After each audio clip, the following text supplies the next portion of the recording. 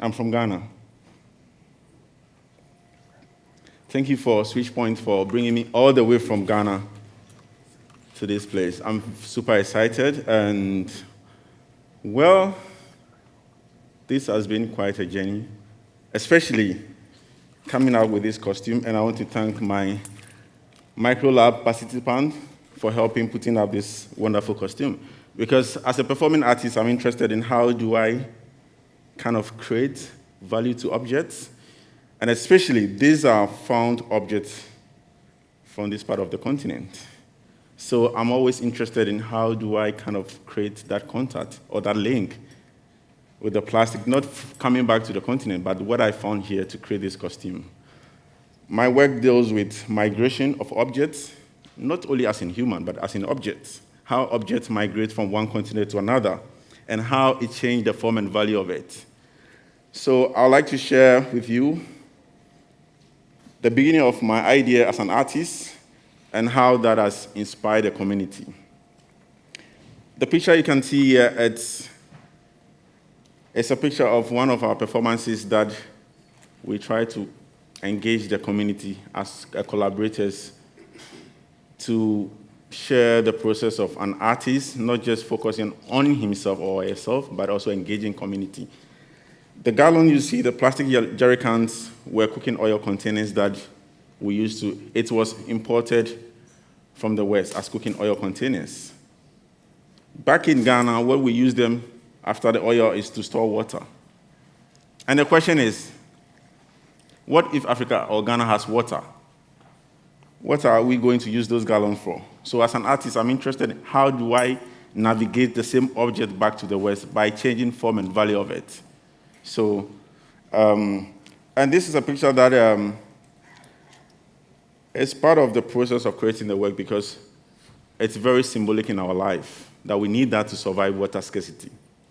It's very symbolic for women because women use that to store water. And what I did was I had to find a way to get rid of them in the system by working with them, also by manipulating them as cutting, stitching, and creating installation out of them.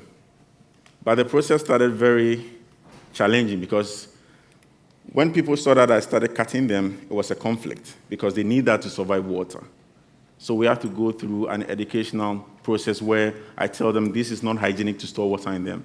So we have to go back to our traditional way of storing water.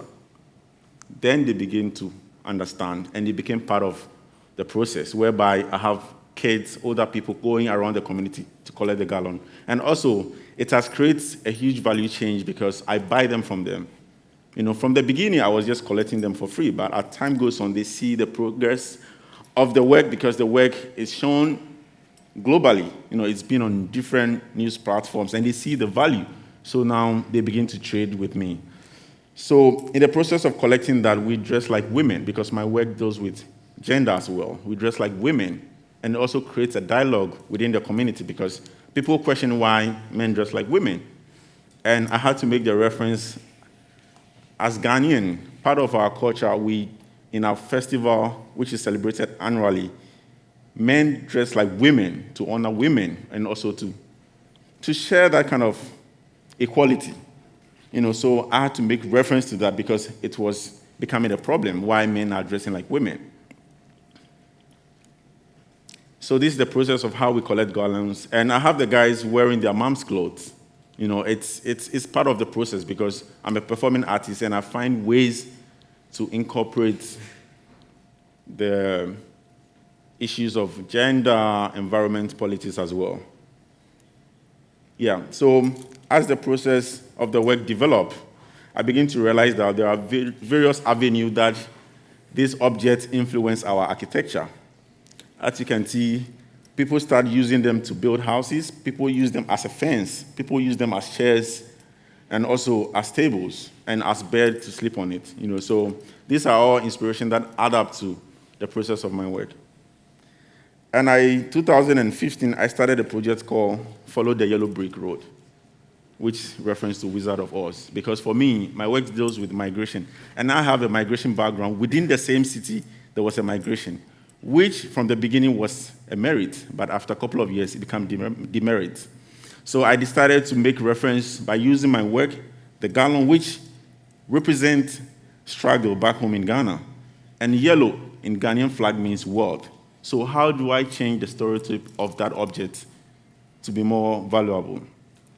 So this is a plan of my family history where my family is from Jamestown in Accra, on the coast where the British settled, where they have the James Fort, and next to it is the Usher Fort. So my family migrated to the next two towns because they were trading alcohol and beef. That was about 200 years ago. So that was influenced by the 400 years of slavery that inspired my family to start seeing how the sea navigate the world. So the benefits of the trade within that time benefited my family to settle in the next two towns. So afterwards, what they were trading is alcohol and beef. That was what they were trading. And the video you saw from the beginning was a stage performance to reference that history because there was no documentation, there was nothing. It was told generation after generation, and I'm the sixth generation. And I created this performance so that it can be used as archives to share with the upcoming generations. So this is a plan which was drawn in 2013 because our space has started being invaded by the people of the town because they realized that we are migrants. So we are just there, but we don't have any chieftaincy role. We are just hanging there, and our spaces are being invaded by the local people. So this was something that it was used to defend the case in court, but it got rejected. So follow the yellow brick for me is to be able to demarcate or investigate that history which happened 200 years ago. So this is the process of where I engage the community. So what we do is we cut these gallons into smaller squares and stick them with copper wire. And because my work is also informed by equality, not only as in human, but as in objects. So we use copper wire because copper is high value than plastic. By stitching those commodities together creates equality. So this is the concept of that process of working with copper wire and combining it with plastic. So I started this project by using my work as a reference to demarcate the property which was given. So I believe that at the end of the project, it can be used to defend the case in court.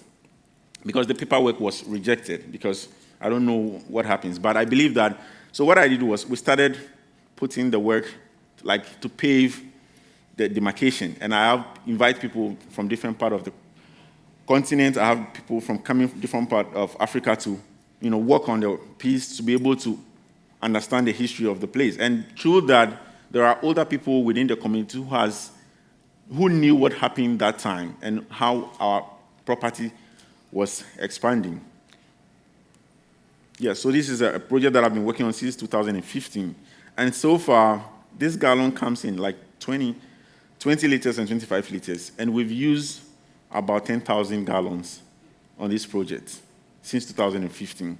But since I started working with it, I've used about 70,000 gallons. So you can just imagine, because every individual back in Ghana has about 10 or 20. And when you have 10 or 20, you run out of space because it begins to invade your space. So this is how the project is taking place. So this was shot in last year's summer because at every progress, we take the work back to the street to install, and we have a drone images. So now I've realized that there are sort of information within the same situation happening. People were telling me that we have a similar situation in our community, and we need your work as a reference to demarcate that property. So the idea of this project is to travel within Africa and to extend it to Brazil because of the migration background of my work. Yeah, so this is my community, this is where I'm from. So this is the idea to use us as a social change or as a tool to share history. Still work in progress. So now what I'm interested in, I begin to look at how gallery system is affecting the horizon of art, because the gallery is set as for rich people to come and buy. And I have issue with that because I live across the biggest gallery in Ghana, and I believe the local doesn't have access because they think that it is for rich people to come and buy art. So contemporary art was a challenge for local communities. So what I did was I started using my compound house and my community as a gallery or as a museum. So this is a picture of where I come from, by installing the work there for people, local people, children to come experience the work. And anytime I have a show abroad or the show is going to a museum in Europe, I try as much as possible to show the work within my community for a couple of days before the work go, because I believe that it's once the people in the community who has been a major part of my career should experience the work. Some of the work, I just allow them to write their names. They are not artists, so I tell them just splash paint to be able to identify yourself in the work. So no matter where the work goes in the world, you still feel connected. Thank you.